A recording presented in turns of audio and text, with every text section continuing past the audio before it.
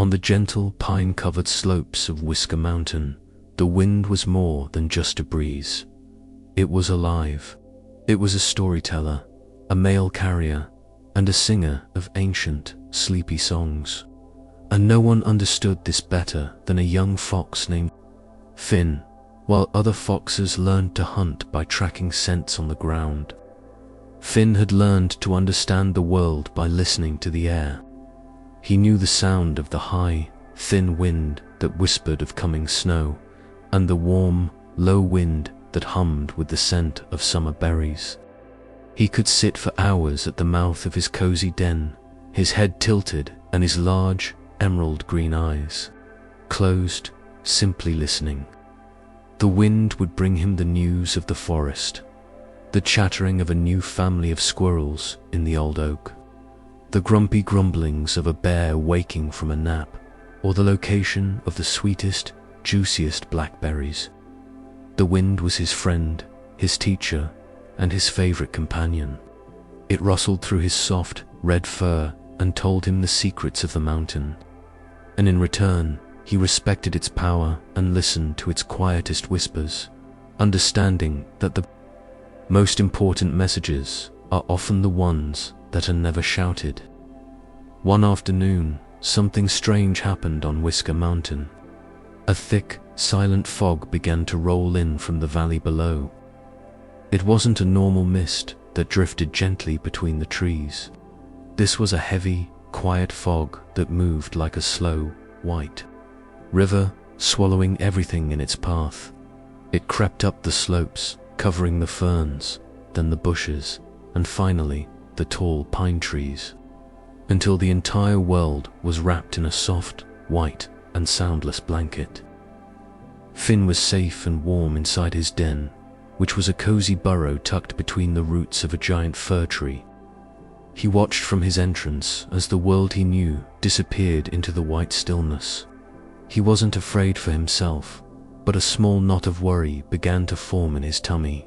His best friend, a tiny, timid rabbit named Lily, had gone out that afternoon to the sunny patch on the south slope to gather the last of the wild strawberries. He knew how easily she got frightened and how much she relied on seeing the familiar shapes of the trees to find her way. In a fog this thick, every tree looked the same, and every path led to nowhere. The silence was the most unsettling part. The fog muffled every sound, absorbing the cheerful chirps of the crickets and the distant calls of the birds, leaving only a deep, profound quiet that felt heavy and lonely. Finn paced back and forth in his small den, his fluffy tail twitching with anxiety. He couldn't see anything, and the silence was unnerving. He was just about to curl up into a worried ball when he felt a tiny, cool draft slip through the entrance of his den. It was a small puff of air, a single, determined messenger from the outside world. He froze, his ears perked up, and he listened with all his might. The gust of wind was not like the usual breezes. It didn't carry the scent of pine or the news of the forest. It carried a feeling of fear, of loneliness, and of being lost. And woven within that feeling was a tiny, faint sound, a sound so quiet he almost missed it. It was the sound of a tiny, trembling whimper, the sound of his friend, Lily. The wind had found her, and it had carried her frightened cry all the way to his den. The whisper was faint, but clear. Help! Finn's heart clenched. He knew at once that he had to go. It didn't matter that he couldn't see, or that the forest was a confusing maze of white. The wind knew where she was, and the wind was his friend. It had brought him Lily's message, and he knew, with a certainty that warmed his entire body, that it would help him bring her home. Without a moment's hesitation, Finn sprang into action. He gave his nose a determined twitch and bravely stepped out of the warmth and safety of his den, plunging into the cool, damp world of the fog. For a moment, he was completely disoriented. He couldn't see the path, the trees, or even his own paws on the ground. The white was everywhere, a world without shapes or direction. His courage wavered for a second. How could he possibly find his way? "Wind," he whispered, his voice a small puff of vapor in the cold air. "Where is she? Please, show me the way." He stood perfectly still, closing his eyes to better feel the air around him. At first, there was nothing but the heavy stillness.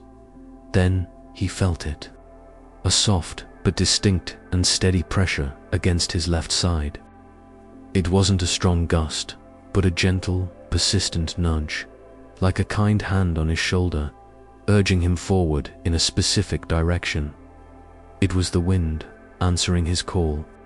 It wasn't shouting directions. It was guiding him with a gentle touch. Finn took a deep breath, trusting his old friend completely. He opened his emerald eyes, and though he still couldn't see anything, he took his first careful step in the direction the wind was pushing him, putting all his faith in the invisible path that only he could feel. Finn's journey through the fog was a slow and careful one. He couldn't rely on his sharp eyes, so he had to use all of his other senses. The world, which had once been so familiar, was now a land of mystery. He walked with his head low, letting his whiskers brush against the edges of the path to make sure he didn't stray. He navigated by touch, recognizing landmarks not by their look, but by their feel. He brushed against the rough, scratchy bark of the old pine tree, and he knew he was heading in the right direction. A little later, his paws padded onto a patch of cool, spongy moss, and he recognized it as the mossy bridge that crossed a tiny, now invisible stream. He could smell the damp earth and the unique, sweet scent of the wintergreen bushes that grew nearby. Every time he came to a fork in the path or felt unsure of which way to turn, he would pause, stand perfectly still, and wait. And every time, after a moment of silence, the gentle, steady pressure of the wind would return, nudging him left or right, a silent, faithful compass in the endless white. It was a strange way to travel, feeling his way through his own home. But it was also a powerful lesson. The wind was showing him that there are many ways to see the world, and that sometimes you can find your way more clearly when you close your eyes and simply trust the feeling that guides you. The wind guided him for what felt like a very long time, leading him deeper into the silent heart of the woods. He had to trust it completely, even when it nudged him off the familiar path and into a thicket of ferns that brushed wetly against his fur. The air grew cooler here, and he could smell the rich, earthy scent of decaying leaves and damp wood. The wind, which had been a steady pressure, now seemed to swirl gently and then stop, its guidance ending right in front of a large, dark shape looming in the fog. It was a giant hollow log, so old that it was covered in a soft blanket of green moss and dotted with tiny, pale mushrooms. The wind gave Finn one last, soft puff, pointing his nose directly towards the dark opening at the end of the log. Then it fell completely still. Finn knew this was the place. He crept forward silently, his paws making no sound on the mossy ground. He peered into the dark, hollow entrance. At first, he saw nothing. Then his sharp eyes adjusted, and he saw two small, dark shapes deep inside.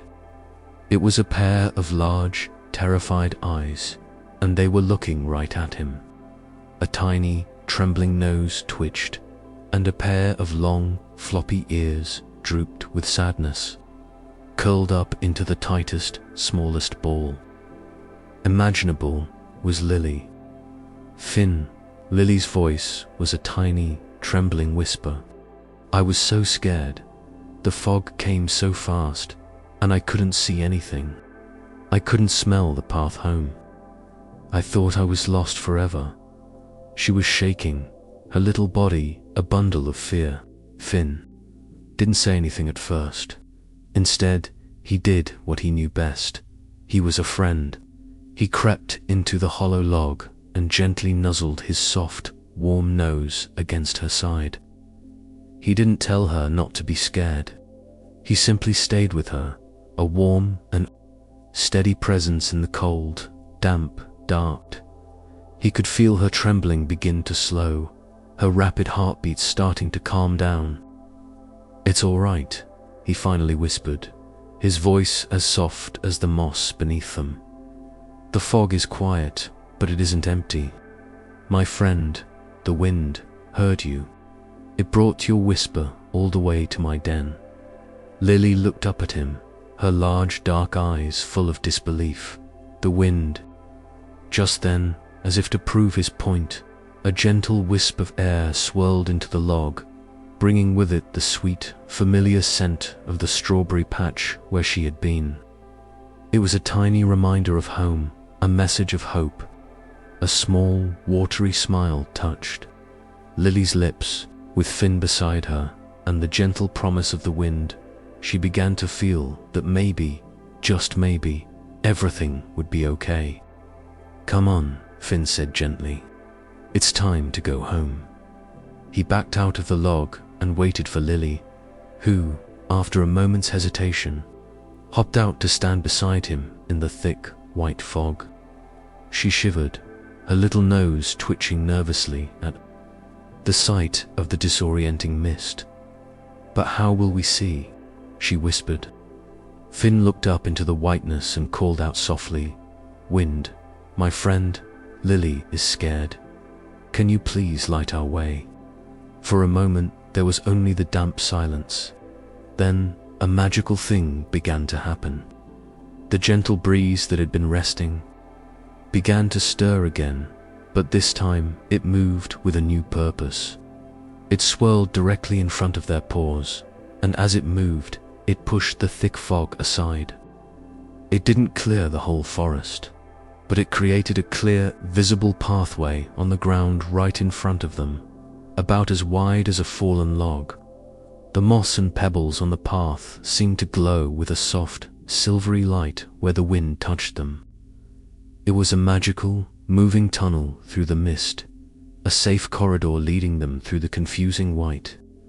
Lily gasped in amazement. It was the most beautiful thing she had ever seen.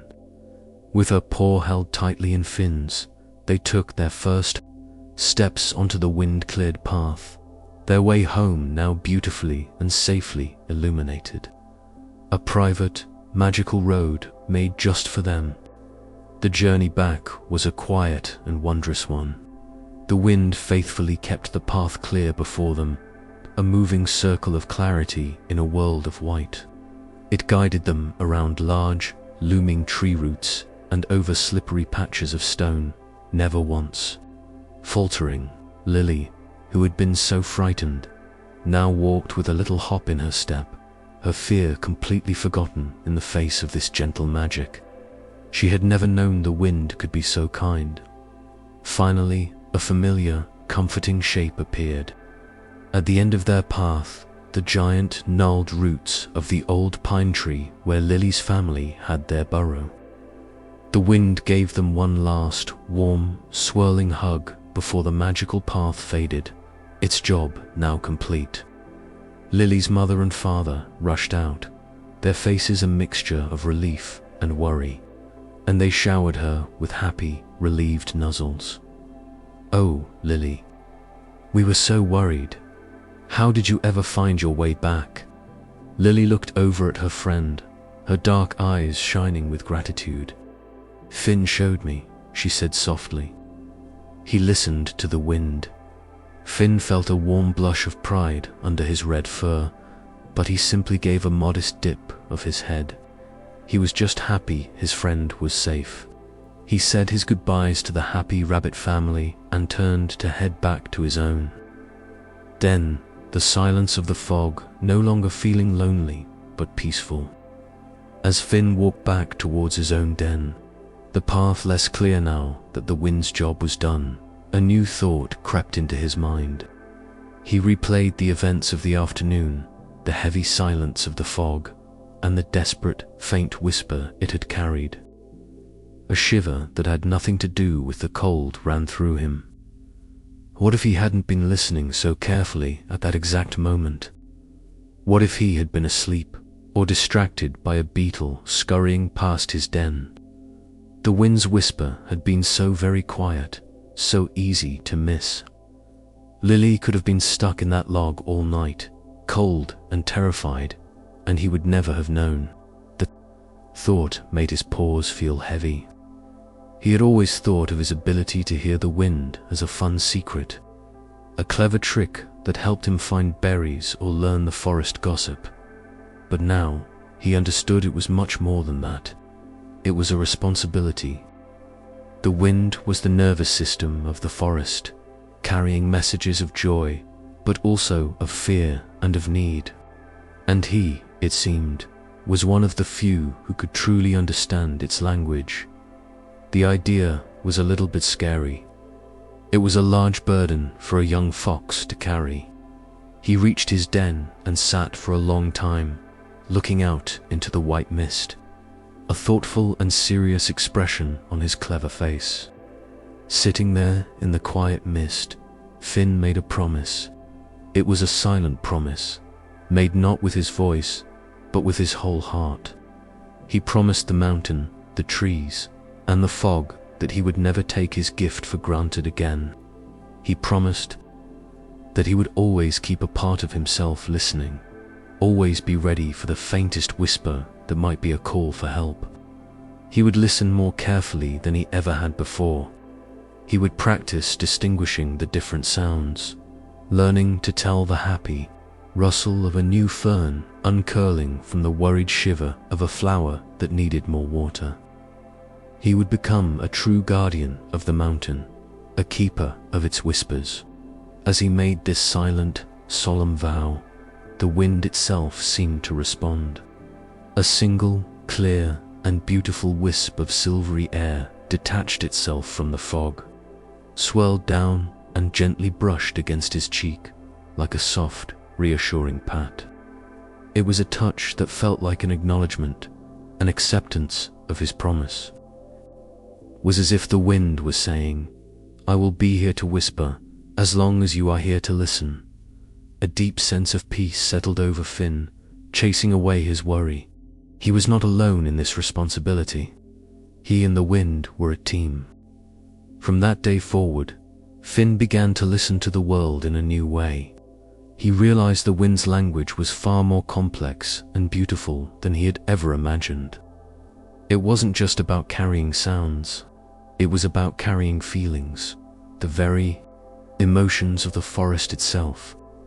When he listened now, he could hear the deep, slow, contented sigh of the ancient oak trees as they settled in for the night. He could feel the happy, rustling energy of the leaves as they drank in the moonlight. He could sense the sleepy, peaceful dreams of the flowers tucked into their closed buds. The wind was the forest's breath, and by listening to it, Finn could understand the forest's heart. He learned to distinguish the playful, giggling breeze that danced around the waterfalls from the solemn, heavy wind that carried the scent of an approaching storm. He came to understand that every part of the mountain had its own voice, its own whisper, from the smallest pebble to the highest peak. His world became richer, fuller, and infinitely more magical. His gift was not a burden. It was a wondrous connection to everything around him, a constant reminder that he was a small but important part of a very large and very beautiful song. And this new understanding made him the wisest and kindest fox on all of Whisker Mountain. Finn's promise was soon put to the test, though in a much smaller, gentler way. A few days later, while walking near a thicket of berry bushes, a tiny, frantic whisper on the wind caught his ear. It was a sound of pure panic. He stopped and listened carefully, tilting his head. The wind guided his eyes downward, to the base of a tall thistle plant. There, a baby field mouse, no bigger than his thumb, had gotten itself hopelessly tangled in a piece of old, sticky spiderweb. It was squeaking with fear, and its struggles were only making it more stuck. The old Finn might have missed such a tiny whisper or dismissed it as unimportant.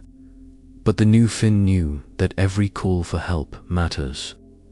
He approached the thistle with slow, gentle movements so as not to frighten the little mouse even more. "Hold still, little one," he whispered, his voice soft and low. "I will help you." With the utmost care, using his long, delicate snout and a single, precise claw, he began to gently snip and pull at the sticky threads. The wind helped, sending a tiny, targeted puff of air to blow a particularly tricky strand away from the mouse's fur. After a few moments, the little mouse was free.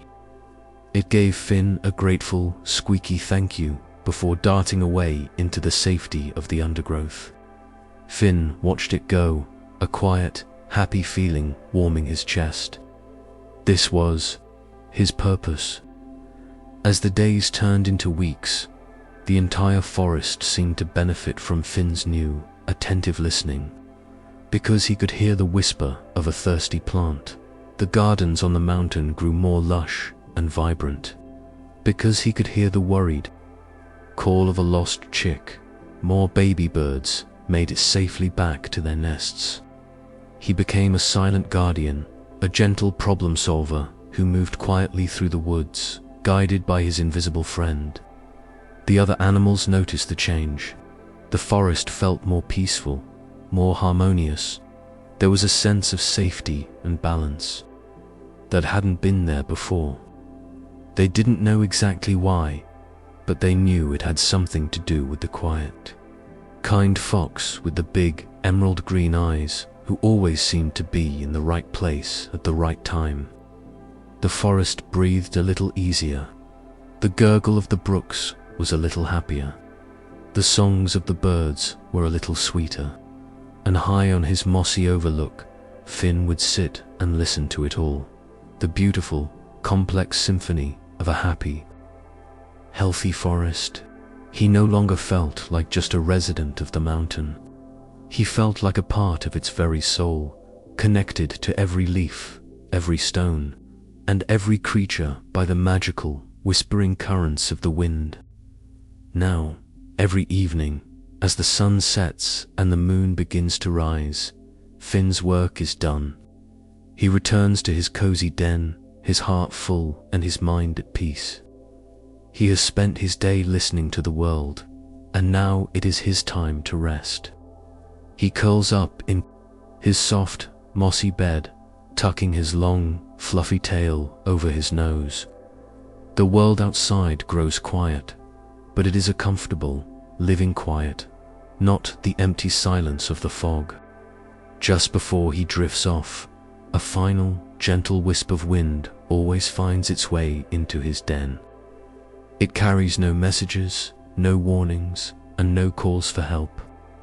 It carries only the soft, sleepy scent of the sleeping pine trees and the cool, clean air of the mountain peaks. It swirls round him once, a soft, invisible blanket, a gentle goodnight kiss from his oldest and dearest friend. Finn gives a soft, sleepy sigh of contentment. He knows that the wind will watch over the forest while he sleeps, just as he will listen for its whispers when he wakes. He is safe, he is loved, and he has found his purpose. And with that peaceful thought, the little fox with the emerald green eyes closes them and drifts off into a deep and happy sleep, ready to dream of a world held together by the gentlest of whispers. And so, Finn, the fox, and his friend the wind watched over the forest, a quiet team that kept the mountain safe and sound. Now it is your turn to be guided into your own cozy dreams. Close your eyes, listen to the quiet of your room, and have a wonderful sleep. If you enjoyed our fable tonight, We hope you'll join us again. Please like and subscribe to Bedtimes Fable to help us share more gentle stories with the world. Sweet dreams.